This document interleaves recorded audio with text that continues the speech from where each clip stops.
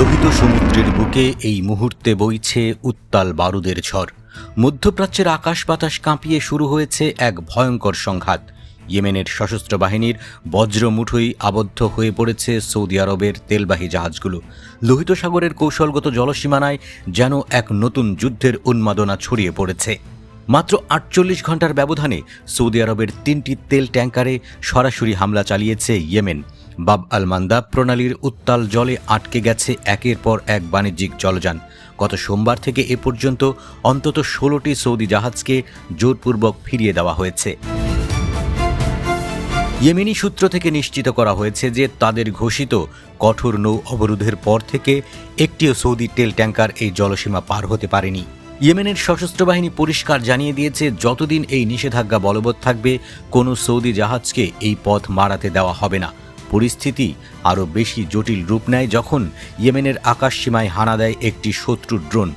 আল জৌফ প্রদেশের আকাশে ওড়ার সময় সৌদি বাহিনীর পরিচালিত তুরস্কে তৈরি অত্যাধুনিক বাইরাক্তার আকিনসি ড্রোনকে চূর্ণ বিচূর্ণ করে দেয় ইয়েমেনি বিমান প্রতিরক্ষা বাহিনী। আকাশে উড়ন্ত অবস্থাতেই ধ্বংস হয়ে মাটিতে আছড়ে পড়ে ড্রোনটি।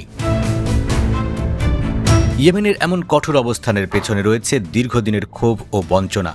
সানার আন্তর্জাতিক বিমানবন্দরে সৌদি বিমান হামলার পর থেকেই ২০২২ সালের ভঙ্গুর যুদ্ধবিরতি সমাপ্তি ঘটেছে। চিকিৎসার জন্য ইয়েমেনি রোগীদের বহনকারী একটি ইরানি বেসামরিক বিমানকে নামতে না দিয়ে ফিরিয়ে দিতে বাধ্য করার পর থেকেই এই সংঘাত নতুন মাত্রা পায়। সানা সহ ইয়েমেনের বিভিন্ন প্রদেশে আছড়ে পড়ে লাখো মানুষের বিক্ষুব্ধ জনস্রোত। এরপরই জবাব হিসেবে অবরোধের বদলে অবরোধ নীতি ঘোষণা করে সানা সরকার। লোহিত সাগরে সৌদি মালিকানাধীন জাহাজগুলোকে লক্ষ্যবস্তু করার পাশাপাশি জিজান ও ইয়ানবুতে অবস্থিত আরামকো স্থাপনাগুলোতে একের পর এক ক্ষেপণাস্ত্র ও ড্রোন হামলা চালানো হয়। এদিকে বন্দরনগরী হুদাইদার অবস্থাও অত্যন্ত শোচনীয়।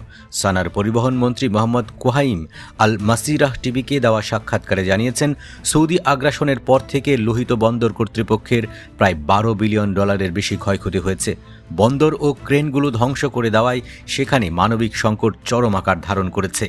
শুধু তাই নয়, বিগত ১২ বছর ধরে চিকিৎসা সরঞ্জাম, রেফ্রিজারেটর, ভারী যন্ত্রপাতি ইয়েমেনে প্রবেশ করতে দেওয়া হয়নি। জাহাজ চলাচলের উপর চড়া যুদ্ধ ঝুঁকি বিমা এবং জিবুতিতে কন্টেইনার আটকে রাখার মতো নানা দমনপীড়ন চালিয়ে সাধারণ ইয়েমেনি নাগরিকদের চরম দুর্দশায় ফেলা হয়েছে।